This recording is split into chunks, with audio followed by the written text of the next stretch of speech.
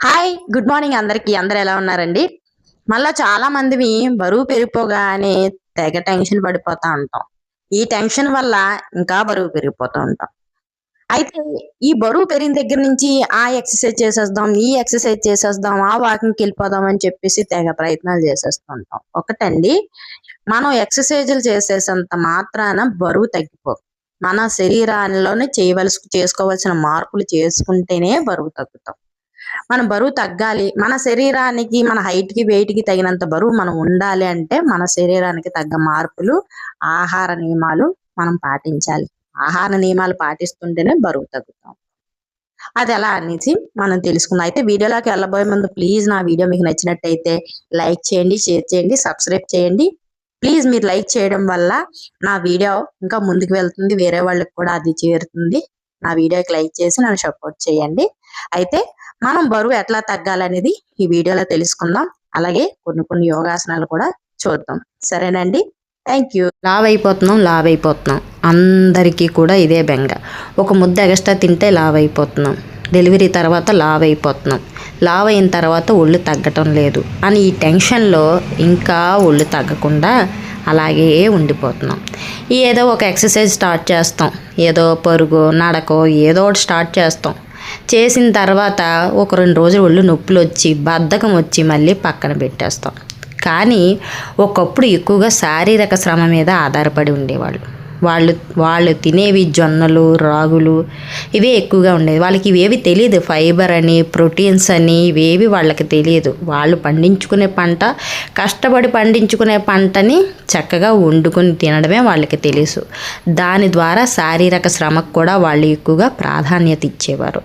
ఎక్కువగా ఇల్లులు అలుక్కోవటాలు, ఊడ్చుకోవటాలు, అలాగే నీళ్లు తోడుకోవటాలు, అలాగే తోట పనులు చేసుకోవటాలు, తిరగలతోటి పిండి చేసుకోవటాలు, ఇలా ఎక్కువగా శారీరక శ్రమ మీద ఆధారపడుతూ ఉండేవి అప్పటి వాళ్ళ జీవిత శైలి.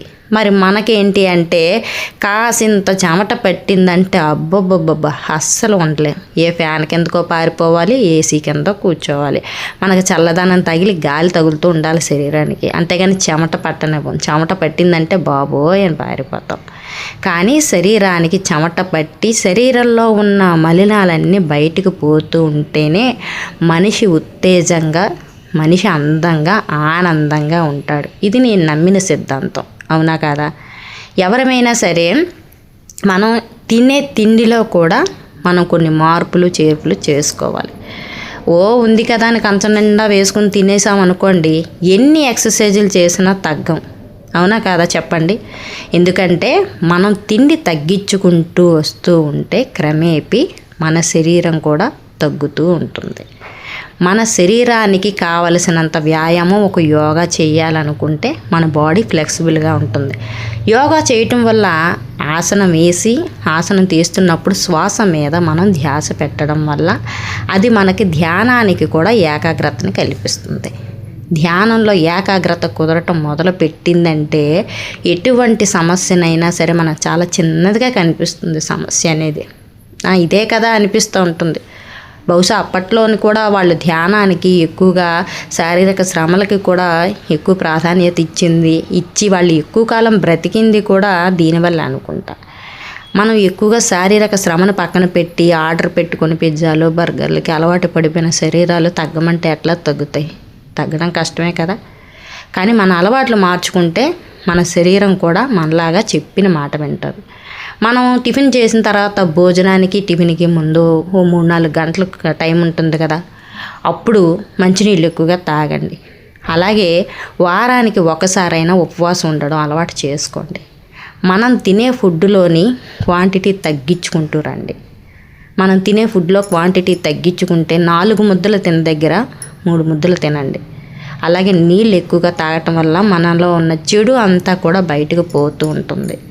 మన మొహంలో కూడా కొత్త రకం ఉత్తేజం వస్తుంది. ధ్యానానికి ప్రాధాన్యత ఇవ్వండి. శరీర బరువు తగ్గించుకున్నాము అంటే మన శరీరం మన చెప్పిన మాట వింటుంది. రోగాలకు దూరంగా ఉంటాం ఎవరమైనా సరే. ఈ రోజుల్లోనే ఎక్కువగా మనకు వచ్చే చుట్టాలు ఎవరైనా ఉన్నారంటే రోగాలే. ఆ రోగాలని తప్పించుకోవాలంటే ఇవి తప్పవు.